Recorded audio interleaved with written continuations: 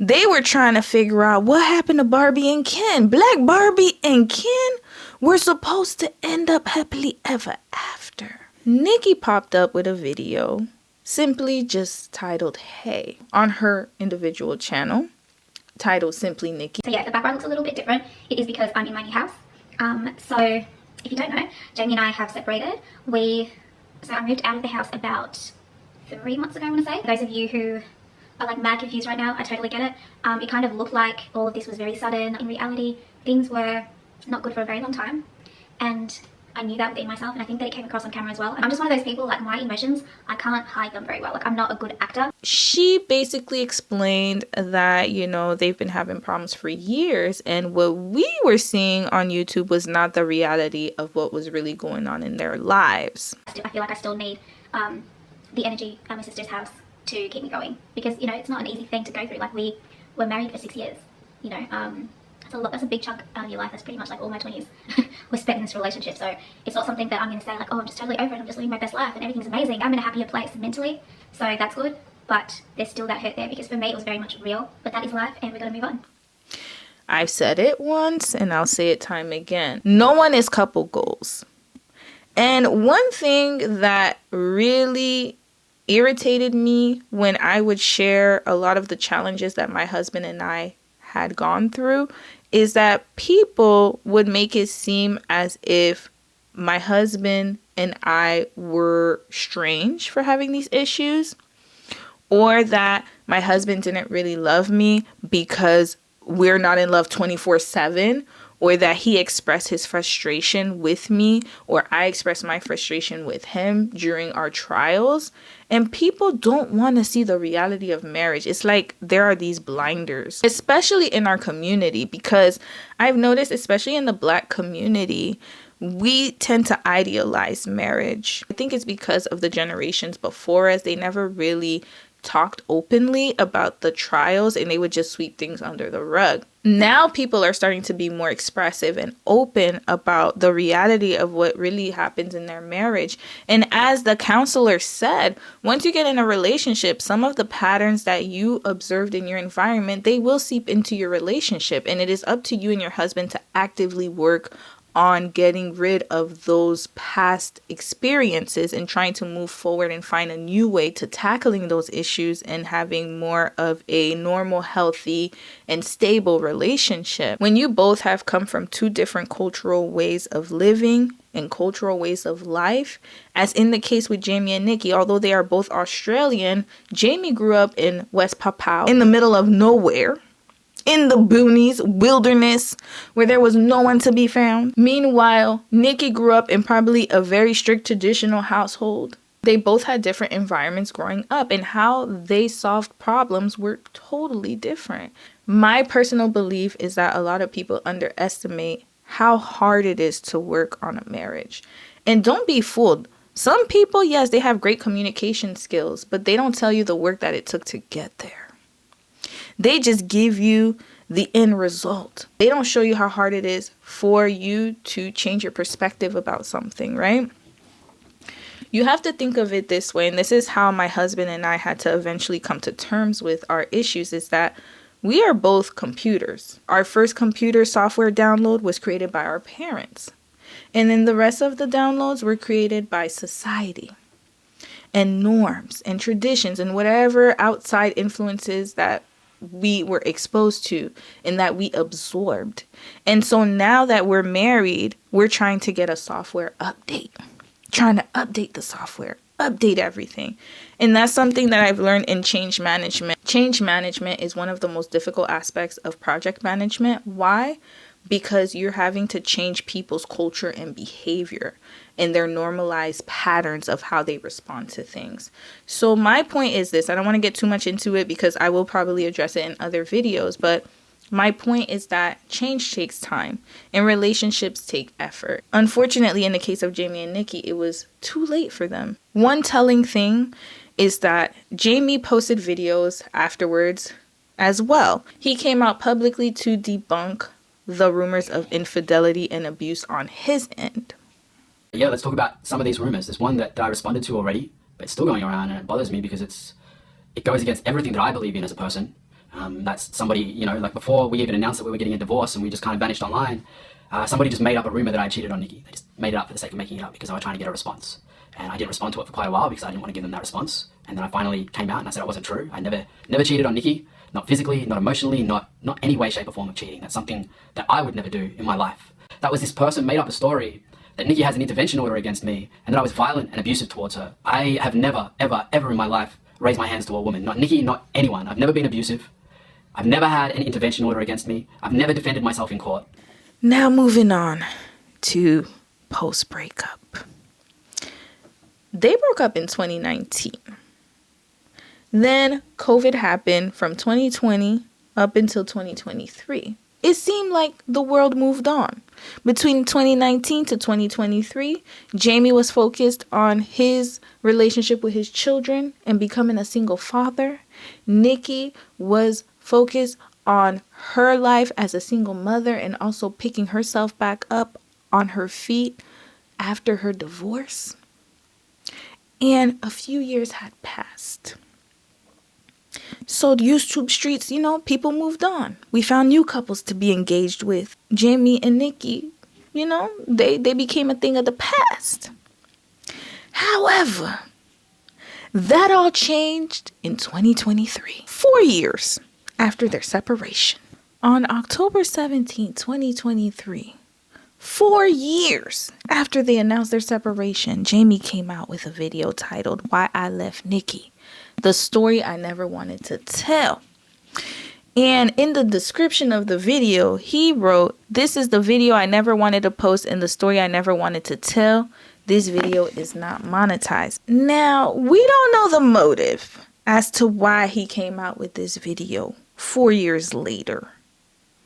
However, what I will say is that I think that it is very suspicious that this video came about around the time that she was starting to revive her YouTube vlogging. And it's also telling that this video came out around the time that they finalized their divorce. I will just put that out there. However, I am going to be neutral in this because, again, I am not going to take a side. I'm just trying to understand the dynamics of what ended up occurring. And also just remember that these two people are human and we're looking at their actions and not necessarily them as a person. Just wanted to put that out there. Another thing is there is always his side, her side, and the truth. Now, I'm going to try to find out what's the truth between everything. I'm not trying to get copyrighted, so I'm going to try to narrate what he said and put in short clips here and there, and then I'm gonna let the proof speak for itself. One thing that I love about a social media content family is that there's always a paper trail. You're always going to find the proof in someone's video. And for somebody like me who likes to research, this could be problematic. Jamie starts his video out with a disclaimer, just saying that, this is the last thing he wanted to do, but, he wants to tell his side of the story, and he is within his rights to do so. So we'll give him that. Now, let's continue on to the next part. If you genuinely care about me, I'm asking you not to go and harass Nikki. He also mentions that he doesn't want people to go and harass Nikki if they care about him. But one thing that he also has to take into consideration is that social media is not going to listen to you. With the evidence that he dropped, he knew that this was going to cause chaos. Support the girls. I'm not dropping no damn kids at no police station. You have to. You have to. You actually have to. That proves you don't care about these kids. Because No, it proves I do because I'm protecting their safety. I'm the one protecting their safety. The fault of a police last time. Did you not hear her last time? I'm protecting the children from their safety. You've been violent. You've hit. You have to. You have to. You actually have to. That proves you don't care about these kids. Because No, it proves I do because I'm protecting their safety. I'm the one protecting their safety. The fault of a police last time. Did you not hear her last time? I'm protecting the children from their safety. You've been violent. You've hit me in front of them. You've abused me in front of them. That does not make them violent people. Let me remind you right now who you are. You are not shit. You ain't never been shit from day one. You will never be shit, you motherfucker. Try me. Fucking keep trying me. I'm not trying you. I'm trying to be fair, and I'm trying to protect my safety and the kids' safety. I will expose your ass. I swear to God I will. Keep fucking trying me, Jamie. I swear to God. No. I've had enough of this motherfucking shit. At the police station. I think the only person who can be exposed is you. You're the cheater, you're the violent person, but I'm not doing that because I don't want my kids to have to see the real you on the internet. Where have I been? At the 2-minute and 44-second mark. So he dropped the receipts right out the gate. You can hear that Nikki is in distress. She's upset. And from the conversation that I'm hearing is that she doesn't want her kids to be dropped off at a police station. I guess he wants to go to a police station because it's a neutral place where they can exchange the children. And she's not with it because she's like, hey, this is not good. Obviously, she's yelling and she's upset. But you can hear her frustration because she doesn't want her kids to be exposed to that because it might be scary for the children. And I completely agree with her. You have to understand that for young children, seeing a police officer can be quite traumatizing. They are taught that police officers are there to pick up and take away the bad guys. And they are not old enough to really express their feelings. He overtalked her, y'all. But I could hear her say that one of the children was scared and that she thinks that he doesn't care about the kids because him wanting to go to a police station just shows that he's just trying to make things harder for the children and he doesn't care about their well-being. Now, from a neutral perspective, I need to hear the rest of the conversation. This does not prove to me that she is in the wrong. It also doesn't prove to me that he is in the wrong. It just proves to me that two people have two different sides and perspectives of seeing something, and they're both frustrated. And one person is saying, oh, you cheated on me. You're the violent one. You're the one who abused me. Now, again, if I were listening to it from a perspective of a subscriber or fan of the channel, I would have thought that, oh my gosh, Jamie, this is so bad. Like, how could Nikki do this? How could she do that to you? However, from an outsider's perspective, we didn't hear this entire conversation. You just heard him start to record at the point where she's starting to yell and get upset. And when she said, you ain't never gonna be ish, you ain't ish, she's just angry. When a woman is fed up, she's fed up. She's angry and she's frustrated. And that is how she emotionally responded to him. Her being allegedly violent has something to do with why they're at the police station or why they're supposed to pick up at the police station. That's not the problem. The problem is, why did he have to bring up the cheating? The cheating has nothing to do with this at all. So this gives me the vibes that he's bitter. And he's upset. That's what's really upsetting him, is the cheating. Because for me, the violence, yes. The reason why we have to pick up the kids and drop them off at the police station is because I feel unsafe around you. That's fine. But, sir, why did you bring up the cheating? That's what I need to know. The world wants to know this. I would like to know this. Another thing I want to mention is that it is very easy to start a conversation at the midpoint and then show a person to look like the villain. However, once you hear something in its entirety, then you can make a decision as to what really occurred. And that's why I always say this. People can choose certain parts of my videos or what I have posted and say, oh, this and that, this is that, this is that, this is that. When you look at my content holistically, then you can determine the whole entire story from start to finish. You cannot just start recording midpoint and leave all of these pieces from, like, what started this escalation? You're telling me that she just got off the phone and just started cussing you out of nowhere. I refuse to believe that. I refuse to believe it. As a fellow woman, I refuse to believe that. You're telling me that unprovoked, You just called her and she just started cussing you out about the police station. Let's be for real. He's kind of setting up the video to say that he wanted to come back to YouTube and tell his truth. He's been going through this issue for a long time, and it's been 4 years, and he can't really give too much detail because of the court decision. It took them 4 years to get officially divorced. That's a long time, y'all. That's a very long time. Nikki explained it in her video that in Australian law, you have to be separated for 1 year before you can file for divorce. So in Australia, divorce works a little differently. I think in other countries, like, you can file for divorce straight away, but in Australia, you have to be separated for at least 12 months before you can even file for divorce. So that's the only reason why I use the term separated. But if it were different, I would have been divorced yesterday. Jamie continues to explain that being a dad is everything to him, and that he has made a lot of sacrifices in his career. Now, because he's a single father, he's unable to take these roles because he wants to spend more time with his kids, aka he wants to vlog more. Listen, y'all, basically what he's trying to say in so many words is that he needs the kids to vlog. He's able to have a more flexible schedule being a content creator. And that is true. When you're a content creator, especially full time, you're able to be flexible with your schedule. Whereas if you work a 9 to 5, it's going to be a bit more difficult to achieve this. Where he lost me is when he started to talk about how he thought that when he left Nikki, emphasis on the when I left Nikki. So let's start from there. Again, why do you need to mention that you left her?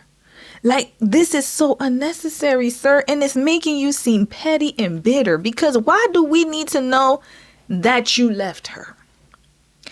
All we needed to know was that y'all are no longer together. So when we broke up, usually people, when they break up, they say when we broke up, when we separated, when we got a divorce, not when I left her. When I left him. That sounds very, very calculating. And it sounds like you just want to, When I first left Nikki, I truly hoped that we would be able to co-parent. I hoped that she would stay in the house that we lived in because it was her dream house. It just sounds like he wants the world to know that he was the one who left the relationship and the marriage. That's just something that I noticed. Now, let's continue. He said that he thought he would be able to co-parent with Nikki. He hoped that she would have been able to live in the house that they had purchased together. This is where I was like, huh? Because he goes on to say that it was her dream house, and it's a house that I never wanted to get. It was a house that I never wanted to get. It was in an area that I loved, but I didn't want that house, and I really didn't want to renovate that house. I knew it was a bad idea. I knew how controlling Nikki was and how she got, and I knew with a newborn baby and how overworked I was, it was a bad idea, but she insisted. We made an agreement that we wouldn't do the renovation ourselves and that we would budget and pay somebody else to do it. Sir, I done spent hours watching y'all video to the point where I had to take an extended amount of rest over the weekend because I watched so many Jamie and Nikki vlogs that my brain started to really deteriorate. Because all that content, it was just a lot for me. It was content overload for me. I'm not used to watching one channel for an extended amount of time. I like to watch a variety of things, okay? I had to give up my entire schedule to watch these videos because I wanted to give y'all the full story and case study breakdown from start to finish. Do not play in my face, sir, because I watched the videos.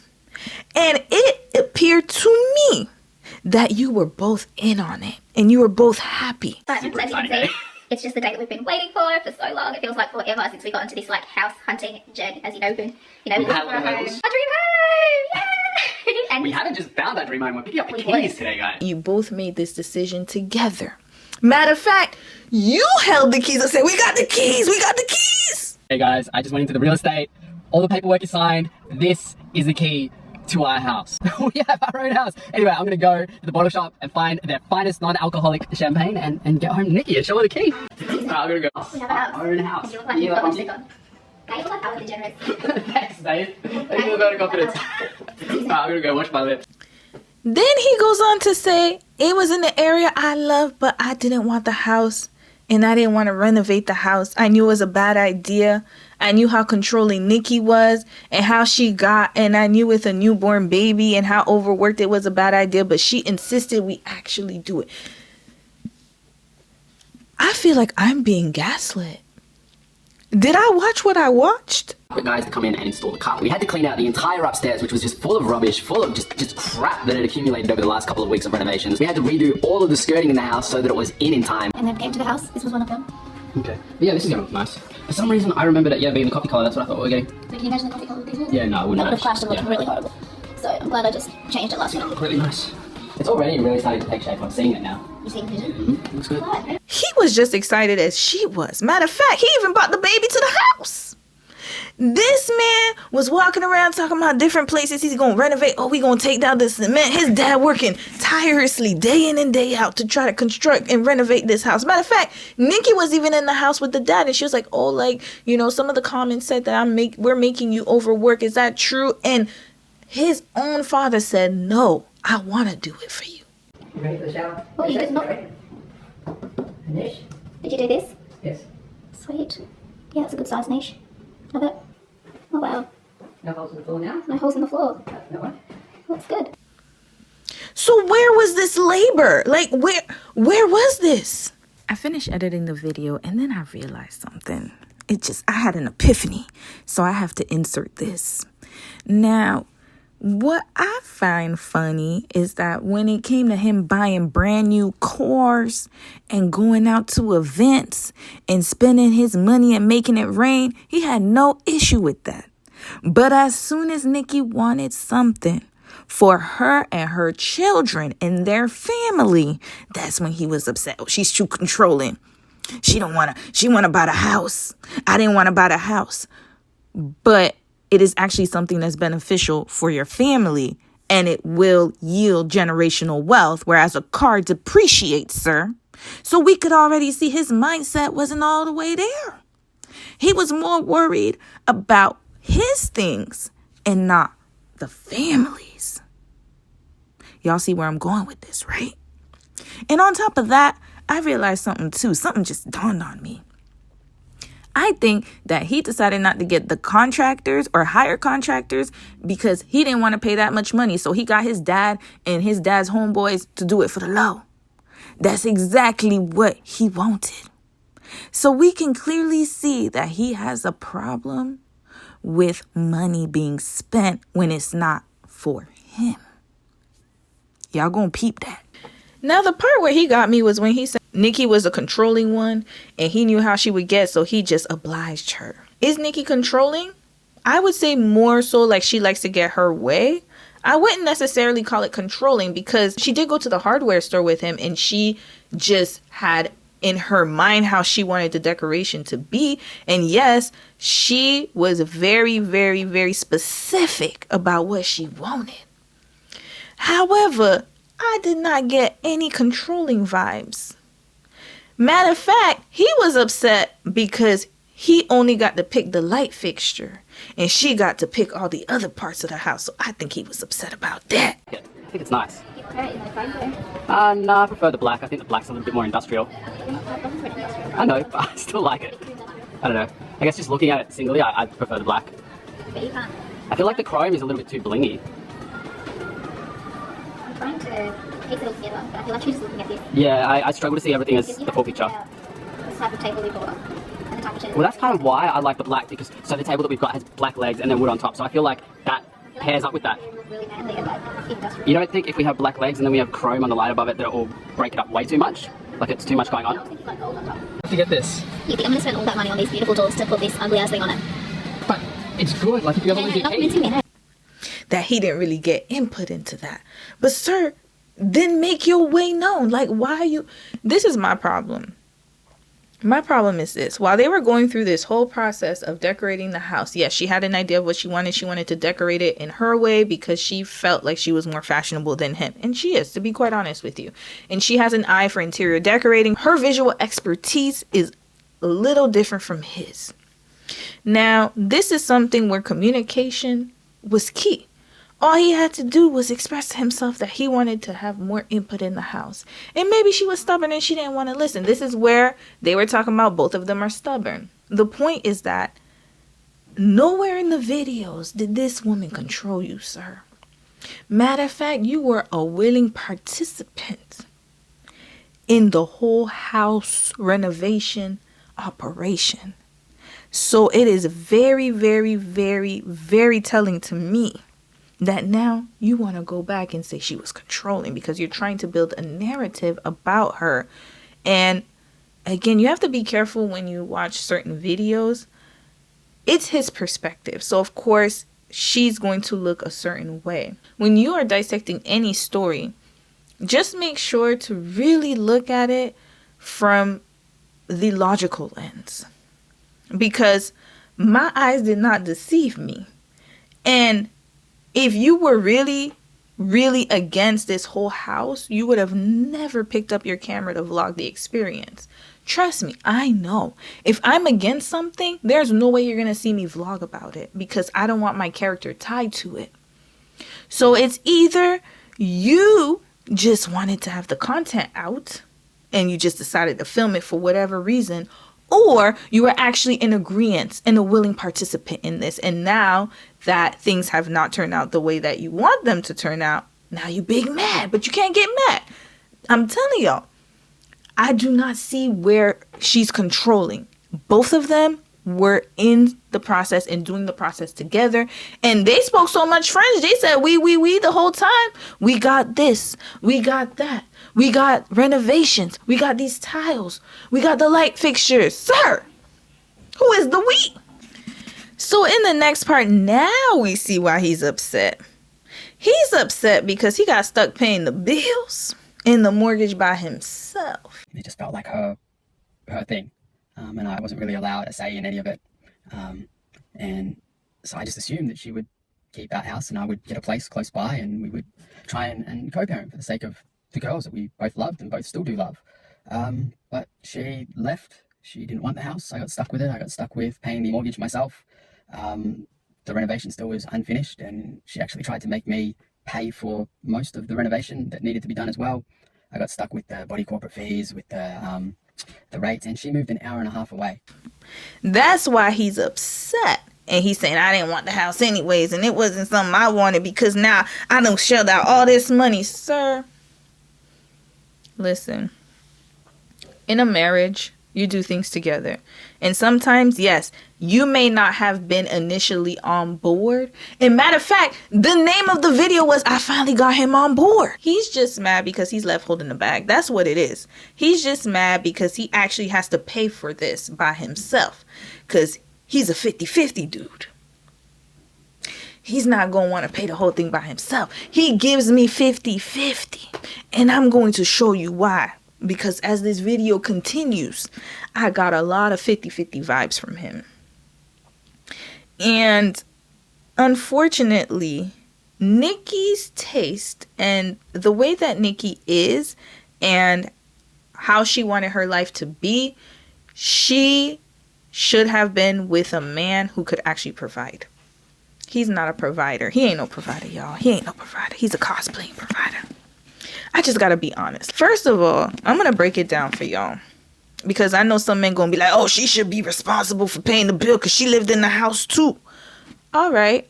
Well, what were the YouTube videos for? Because Miss Ma'am, our good sis Nikki, was working overtime. She ain't had no rest. Her face was plastered all over them cameras. All in them videos.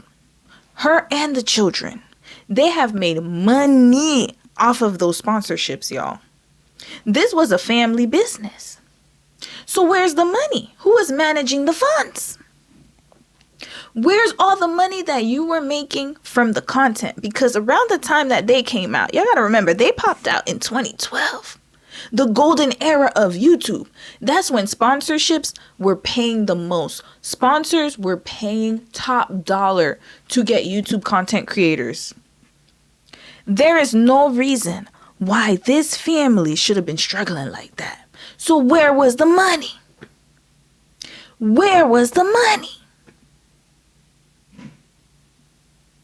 Somebody got to tell me. Oh, but you got money to pay for cars. You have money to pay for all of your extracurricular endeavors and activities. But now, when she left, she's gone now. She done left the house.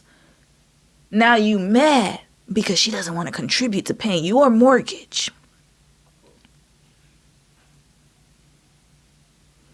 But you had all that money. So where is it? Because remember, the channel's under your name. Where's the money? And then you expect her to pay for the house? When you know she was staying at home, she didn't work. We're going to get to that. She did not work. She was a stay-at-home mom. You were supposed to be providing. Where are you, provider? And this is not just for Jamie. This is for, I'm about to rant right now. This is my problem with a lot of men. Let me tell y'all what the problem is. Y'all want to be providers so bad, but you don't even know what a provider is. You don't know how to be one. Provider means that you provide without any expectation back. That woman was your wife. That house was for your wife and your children, for them to be well off. That house was supposed to start a generational legacy for them. That house was supposed to be the fortress. But you didn't want it. Because now you got stuck paying the bill and you mad. But you were supposed to be the provider. Why are you... Ladies, I'm going to say something really... Real talk. This is real talk with your big sis, Romy. If a man wants you to stay home and to take care of the kids, and he's acting like he wants to be a provider, look at his actions. If he's always upset about how much things cost, if he's always upset about money and what you're contributing and how come you're not doing X, Y, and Z, please don't take the deal. Go back to work. Go back to work or leave. It's not going to work. Because look at this situation. This man was supposed to provide for her and her kids. And now he mad because he actually has to pay bills. He was also upset because he would only get the kids every second weekend of the month. That was before they got their custody arrangement settled by a judge during their divorce. And so every second weekend he would have the kids, and she would refuse his help with pickups or drop-offs. So she lived a bit out of the way. She lived far. And he wanted her to compromise and to help him with the pickups and drop-offs. But he was upset because there would be peak traffic, and on Wednesdays, it would be a longer drive.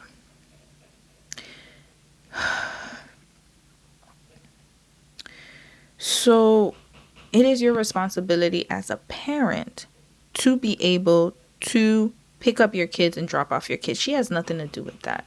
Your job is to go there, pick the kids up, drop them off. That's it. She does not have to accommodate you, sir. I don't understand where this entitlement is coming from. Oh, no, wait, I do understand. I done told y'all he looked like a mama's boy. This gives me mama's boy energy. Because why would she have to cooperate with you knowing that y'all was on bad terms? You've said it in your video. You guys were on bad terms. She even said that things were not going right when you guys decided to split for good. Again, I'm not saying that she shouldn't cooperate as a co-parent. What I'm trying to say is she doesn't have to. Her job is to just have the kids ready for you. That is it. She does not have to cooperate if she does not want to. She does not have to go midpoint and help make things easier for you. That she doesn't have to do that. So why would you expect her to all of a sudden be so nice and so helpful and to go halfway so you can pick up the kids halfway? You do not have a job, sir. You do not have a job. You did not have a job at the time that you made this video. Now you probably do. You do because you drive Uber now, from my understanding. However, at that time, you were not working.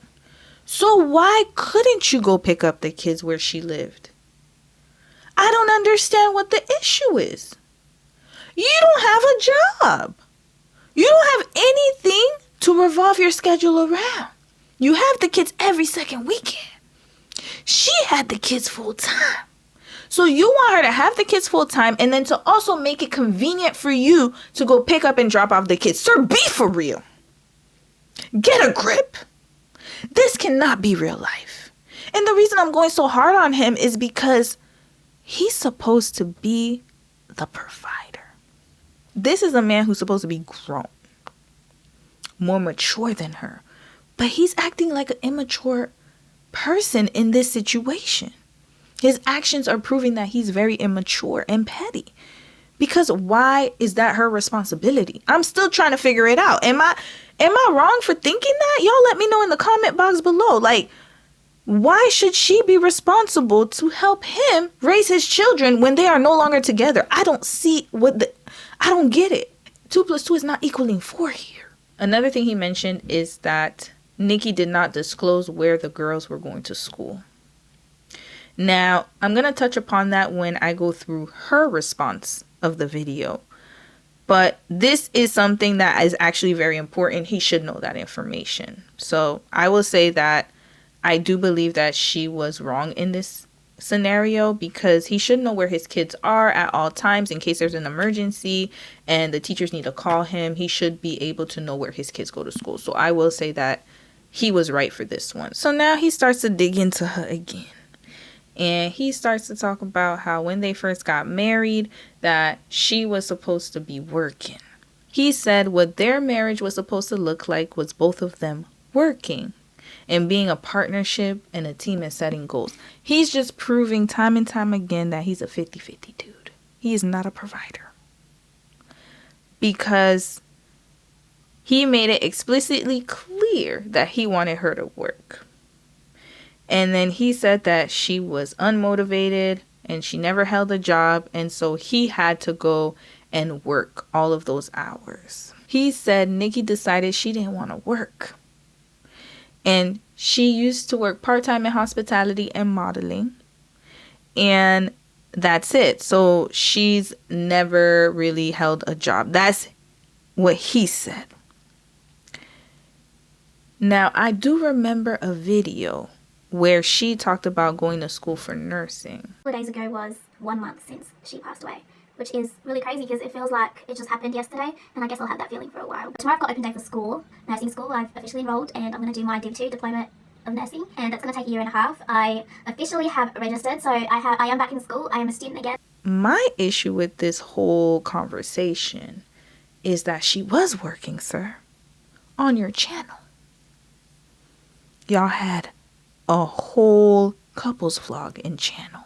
She was working. You had the camera in her face 24/7. How could we not know that she was working?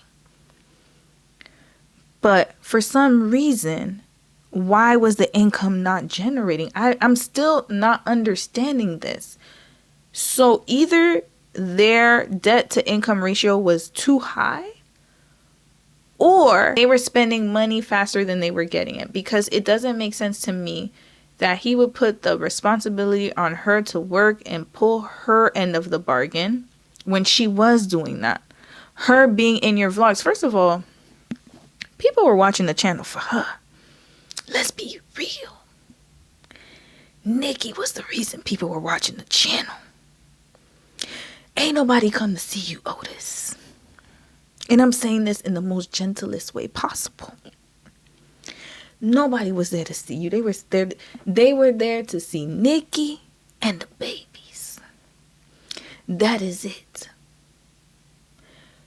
They were generating income, sponsorship, AdSense revenue. Where's the money?